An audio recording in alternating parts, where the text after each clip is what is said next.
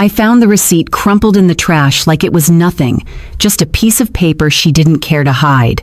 Maldives. 7 nights. Honeymoon suite. $22,000. My hands shook so bad I could barely hold it, my vision blurring as the numbers stared back at me. That money was from the military, meant to give my son Bryan a proper send-off after he gave his life for this country. My daughter-in-law Ashley, his wife of 3 months, used it to book a vacation. A honeymoon. While his body lay in a morgue waiting for a funeral we couldn't even afford now. I screamed her name so loud my throat burned. Ashley, but she wasn't home.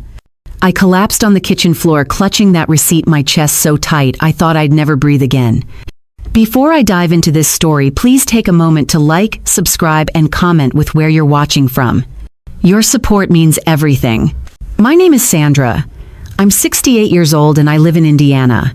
This happened 2 years ago, but it feels like yesterday because pain like that doesn't fade.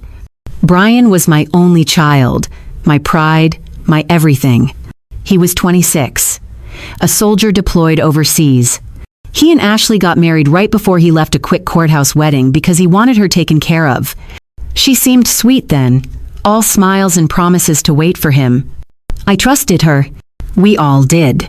When the news came that Bryan wasn't coming home, the military sent funds to cover his funeral. It was supposed to go to a casket, flowers, a service, something to honor him. I gave Ashley the check because she was his wife. I thought she'd handle it with care. I was wrong. That day in the kitchen, I sat on the floor for hours, the receipt still in my hand. I kept reading it over and over, thinking maybe I'd misunderstood. Maldives. Overwater villa. All-inclusive. The words felt like knives. How could she? Bryan's body was barely cold and she was planning a vacation with the money meant for him. I called her phone, but it went to voicemail. I didn't leave a message because, what could I say? I just sat there trying to piece it together. Ashley had been living with me since Bryan deployed. She said it was to save money, to be close to family. I cooked for her, listened to her cry about missing him, helped her write letters to him. And this was what she did. When she finally came home that evening, I was still in the kitchen. She walked in all casual, dropping her purse on the counter. "Hey Sandra, you okay?" she asked, like nothing was wrong. I held up the receipt, my voice shaking. "What is this?" She froze her eyes, darting to the paper, then back to me. For a second, I thought she'd deny it, but she didn't. She just stood there, lips pressed tight. "Answer me," I shouted, standing up so fast the chair fell over. She flinched but didn't say a word. This was Bryan's money for his funeral. How could you do this? She mumbled something about needing a break, about how hard it was for her. A break. My son was gone and she needed a break. I wanted to scream, to shake her, but my legs gave out and I sank back to the floor. She didn't move, didn't try to help me, just stood there like a stranger. "Get out," I whispered. She grabbed her purse and left without a word. I don't know how long I sat there after she walked out, but it was dark by the time I moved. The next day I called the funeral home to explain we didn't have the money anymore. The man on the phone was kind, said they'd work with me, but I could hear the pity in his voice. I hung up and cried harder than I had since the day I got the news about Bryan. I didn't know what to do. I couldn't afford a funeral on my own. I'm a retired school teacher living on a fixed income. That military money was all we had. I thought about calling Ashley, demanding she give it back, but something in me broke. I didn't want to fight her. I didn't want to beg. Bryan deserved better than that. Instead, I started asking around for help. I went to our church, told the pastor what happened. He was shocked, said he'd talk to the congregation, see if we could raise some funds. I reached out to Bryan's old friends from high school, guys he played football with. They were devastated, not just about Bryan, but about what Ashley did. A few of them started a collection, passing the word around town. It wasn't much, but it was something. I was grateful, but it didn't erase the betrayal. Every time I thought about that receipt, I felt sick. About a week later, Ashley texted me. "I'm sorry, Sandra. I didn't mean to hurt you." That was it. No explanation, no offer to fix it. Just those words. I didn't respond. I couldn't. My anger was too raw. My grief too heavy. I kept thinking about Bryan, how he'd trusted her, how he'd loved her. He was so proud to marry her, kept saying, "Mom, she's the one." I wondered if he'd still think that if he knew what she'd done. I started going through his things, his old letters, his medals. I found a photo of him and Ashley at their wedding, both of them smiling like the world was perfect. I wanted to rip it up, but I didn't. I put it in a drawer where I wouldn't have to see it. I couldn't stop picturing her planning that trip, booking that villa while I was calling funeral homes trying to figure out how to say goodbye to my son. The contrast was unbearable. The church came through with enough money for a simple service. It wasn't what I'd wanted for Bryan, but it was something. We had a small ceremony, just family and a few of his friends. Ashley didn't show up. I didn't expect her to, but it still hurt. I stood by his grave alone after everyone left wondering how it had come to this. My son was gone, and the woman he loved had taken the last thing we had to honor him.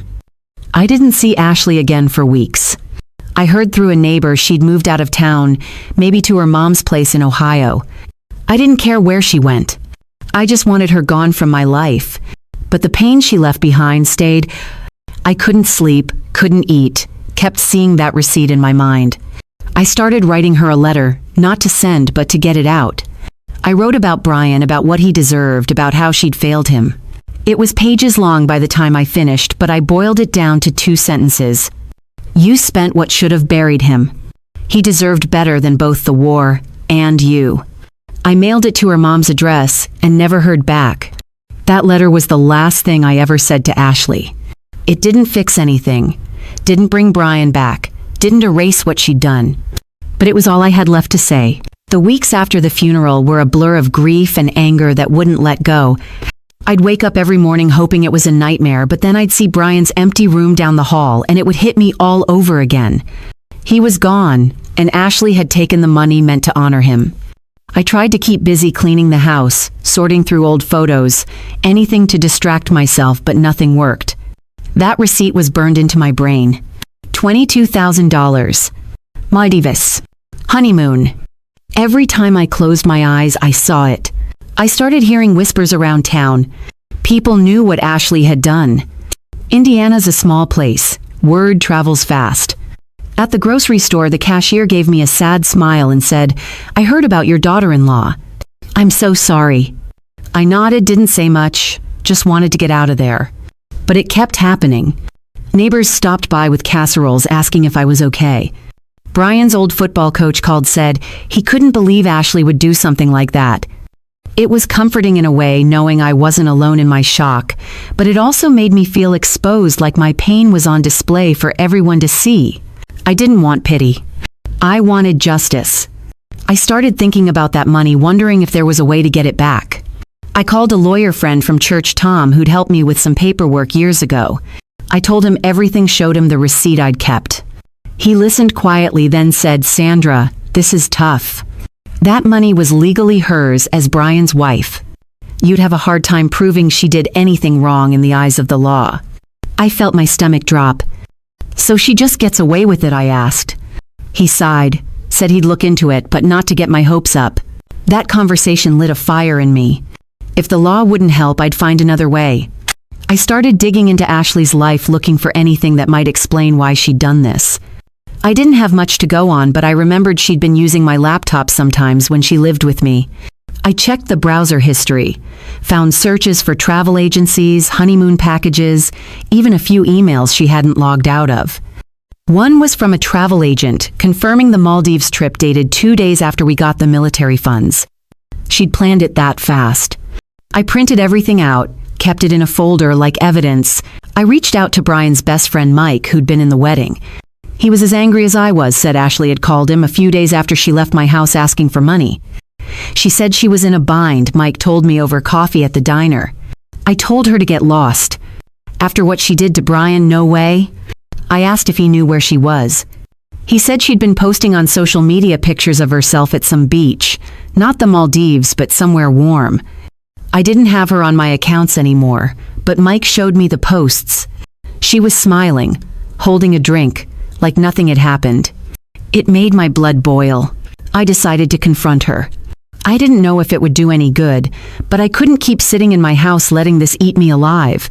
I got her mom's address in Ohio from a mutual friend, drove 6 hours to get there. I didn't call ahead, didn't want her to run. When I knocked on the door, her mom answered, looked confused. Sandra, what are you doing here? I told her I needed to see Ashley. She hesitated but let me in. Ashley was in the living room watching television. She jumped up when she saw me, eyes wide. What are you doing here? She asked, like I was the one who'd done something wrong. I held up the folder with the emails, the receipt, everything.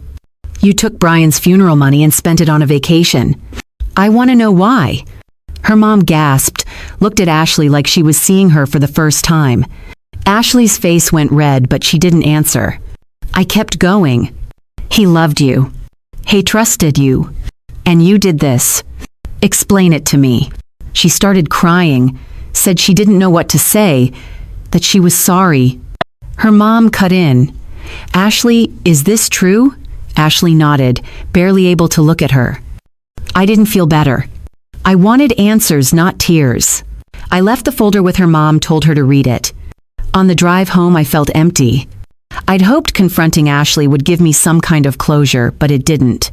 She was sorry, but so what? Sorry didn't bring Bryan back. Sorry didn't pay for his funeral. Sorry didn't erase the fact that she'd betrayed him. When I got home, I called Mike, told him what happened. He said he'd spread the word, make sure everyone knew what she'd done. I didn't stop him. I wanted her to feel the weight of it. The lawyer called a few days later, said he'd found a possible angle. The military funds might have been misallocated since they were meant for funeral expenses, not personal use. He said we could file a claim, but it would take time and money I didn't have. I told him to hold off. I was tired of fighting losing battles. Instead, I focused on honoring Bryan in my own way. I started a small memorial fund in his name using the money the church had raised. It wasn't much, but it helped pay for a headstone, something permanent to mark his life. Ashley's mom called me a week after my visit. She was crying, said she was ashamed of her daughter, had no idea she'd done something so awful. She offered to pay me back what she could. I told her to keep her money. I didn't want it. I just wanted Bryan. The memorial fund gave me something to hold on to, a way to keep Bryan's name alive. I worked with the church to set it up officially, calling it the Bryan Thompson Memorial Fund. The idea was to help other families in town who lost soldiers cover funeral costs or other expenses. I didn't want anyone to go through what I did. The pastor announced it at Sunday service, and people started donating right away. Small amounts, mostly $5, $10, but it added up. By the end of the month, we had almost $3,000. It wasn't enough to change the world, but it was a start. I threw myself into the fund because it was the only thing keeping me sane. I organized a fundraiser at the community center, a barbecue with music, and a silent auction. Bryan's old teammates helped out grilling burgers, setting up tables, even donating items like signed footballs or gift cards. The turnout was incredible. Half the town showed up, families I hadn't seen in years, people who barely knew Bryan but heard what happened. They hugged me, told me stories about him, how he'd helped them move or fix their car or just made them laugh. It was bittersweet hearing his life through their eyes, but it reminded me how much he was loved. We raised another $2,000 that day. I stood up at the end of the event to thank everyone, my voice breaking as I talked about Bryan. He was my son, but he was yours too, I said. This fund is for him, for all the soldiers who don't get the goodbye they deserve. People clapped, some cried. For the first time since that receipt, I felt like I was doing something right. But Ashley's shadow was still there. Someone at the fundraiser mentioned they'd seen her back in town, staying at a motel on the edge of Indiana. I didn't know why she'd come back, and I didn't want to. I just wanted to focus on the fund. But then Mike called me late one night, said he'd run into her at a gas station. She looked rough, Sandra, he said, like she hadn't slept in days. She asked about you, said she wanted to make things right. I didn't believe her. She'd had her chance. A few days later, she showed up at my house. I was in the front yard pulling weeds when her car pulled into the driveway. My stomach twisted, but I didn't run inside. I stood up, wiped my hands on my jeans, waited. She got out looking different from the girl in those beach photos. Her hair was messy, her eyes red like she'd been crying. "Sandra, I need to talk to you," she said. I didn't invite her in, just crossed my arms. "Say what you need to say." She started apologizing again, said she'd been selfish, didn't think about what the money meant. "I was grieving too," she said. "I know it's no excuse, but I just wanted to feel something else for a little while." I wanted to scream that her grief didn't give her the right to steal from Bryan, but I held back. "You made your choice," I said. "Live with it." She reached into her bag, pulled out an envelope, handed it to me. "This is all I have right now. It's not much, but I want you to have it." I took it, didn't look inside. "Don't come back here," I told her. She nodded, got in her car, drove away. Inside the envelope was $500 in cash and a note. "I'm trying to fix this. I'm sorry." I gave the money to the memorial fund, didn't keep a cent. I didn't want anything from her. But her showing up stirred something in me. I started wondering if I'd been too hard on her, if maybe she was telling the truth about her grief. Then I'd remember the receipt and the anger would come rushing back. I didn't know what to feel anymore. The fund kept growing. A local business donated $1,000, then another matched it. We used some of the money to help a family in the next town over whose son had been in Bryan's unit. They sent me a thank you letter, said it meant the world to have a proper service. Reading that letter, I cried, but it wasn't all sadness. It was pride too. Bryan's name was helping people. I started getting letters from Ashley. Not often, maybe one every few weeks. They'd show up in my mailbox, no return address, just her handwriting. She wrote about how she was working 2 jobs trying to save money to pay me back. She said she'd canceled the Maldives trip, got a partial refund, but spent most of it before she realized what she'd done. I didn't write back, but I read every letter. I didn't know why, I just did. The community kept rallying. The high school named a scholarship after Bryan for kids who wanted to serve in the military. At the ceremony, I met a girl who'd been in his class, said he'd helped her study for math when she was failing. He was the only reason I graduated, she told me. Stories like that kept coming. People I didn't even know, reaching out to share what Bryan meant to them. It was overwhelming, but it gave me strength. Ashley's letters stopped after a while. I heard she'd moved again, maybe out of state.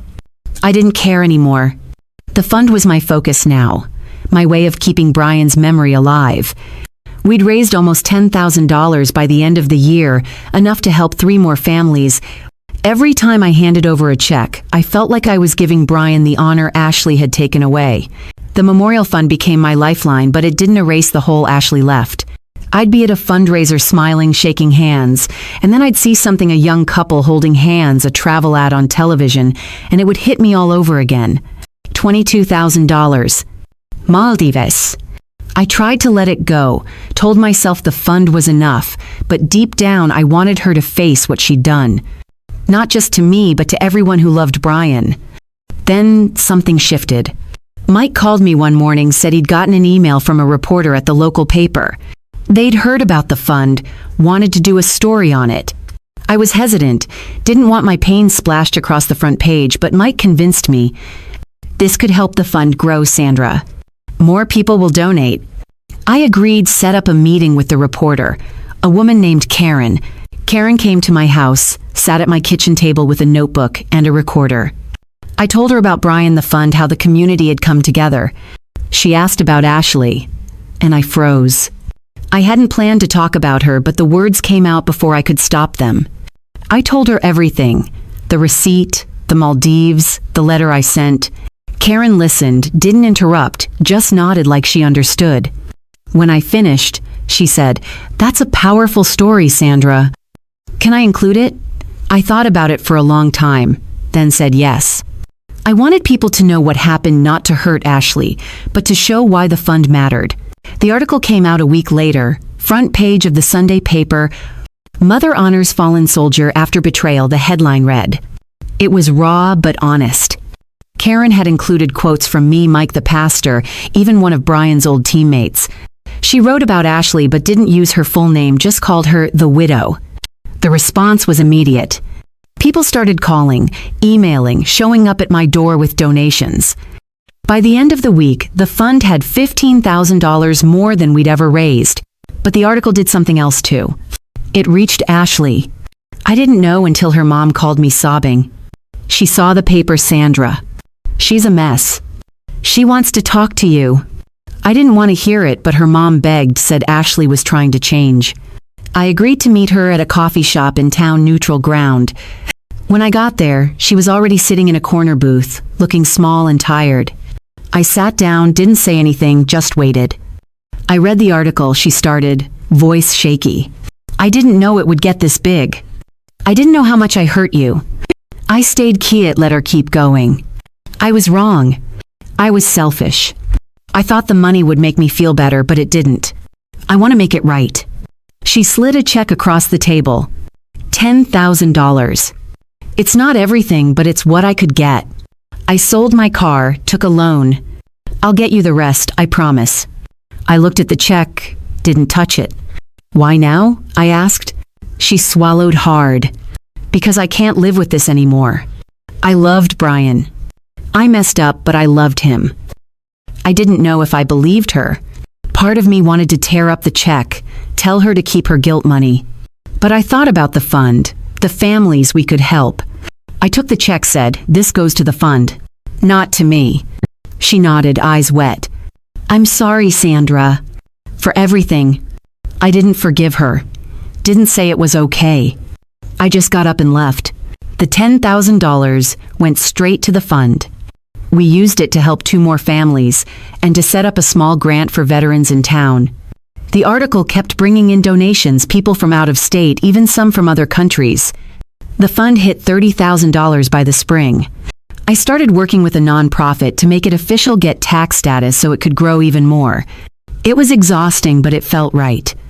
Ashley kept her promise. Over the next few months, she sent more money in small amounts, $500 here, $1,000 there. I never responded, but I put every cent into the fund. Her mom told me she'd gotten a better job, was trying to rebuild her life. I didn't care about her redemption story. I cared about the fund, about Bryan. The community didn't forget either. The high school started an annual memorial game for Bryan, all the proceeds going to the fund. At the first game, they retired. His jersey number hung it in the gym. I was there in the stands, crying but smiling too. It was the kind of honor he deserved. I started speaking at events not just in Indiana but in nearby states. Other families who'd lost soldiers reached out, asked for advice on starting their own funds. I told them my story, the good and the bad. It wasn't easy talking about Ashley, but it was part of it. People needed to know why I fought so hard. 2 years after that receipt, the Bryan Thompson Memorial Fund is still going strong. We've raised over $50,000, helped dozens of families, and started a scholarship program for kids who want to serve. I'm busier than I've ever been, meeting with donors, speaking at events, planning fundraisers. It's not the life I expected at 68, but it's the one I've got, and it's for Bryan. Ashley's out of my life for good now. She sent one last payment a year ago, brought the total she paid back to $18,000. I don't know where she is. Don't care. Her mom says she's doing better, but that's not my concern. The fund is. The families we help are. Bryan's memory is. The pain hasn't gone away. I still wake up some nights thinking about that receipt, about what could have been, but I don't let it consume me anymore. I've got work to do. The funds board we set up last year is talking about expanding, reaching more states. We're working with veterans groups now too, helping soldiers who come home with nowhere to turn. Every time I hand over a check or speak at an event, I feel Bryan with me. The community's still behind me. Indiana's small, but it's strong. People stop me at the store, ask how the fund's doing, tell me they're proud. Bryan's old teammates are on the board now, helping run things. Mike's the treasurer, keeps the books like a hawk. The high school's memorial game is a tradition. Kids who never met Bryan wearing his number on their jerseys. I don't talk about Ashley much anymore. When I do, it's to show how far we've come despite her.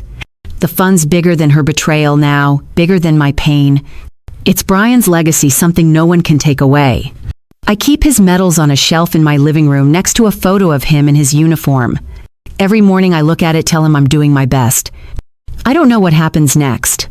The fund's growing faster than I can keep up with. We're looking at hiring someone to help manage it, maybe a veteran who knows what it's like. I'm not getting any younger, but I'm not stopping either. This is my fight now. For Bryan, for every soldier who doesn't get the goodbye they deserve. If you're watching this wherever you are, think about the people who've given everything for you. Think about what it means to honor them. And if you can help in any way, big or small, do it. That's what keeps their memory alive. That's what keeps us going. If this story hit you, check out the next one on your screen. Click subscribe and turn on notifications so you don't miss what's coming. Thanks for being here.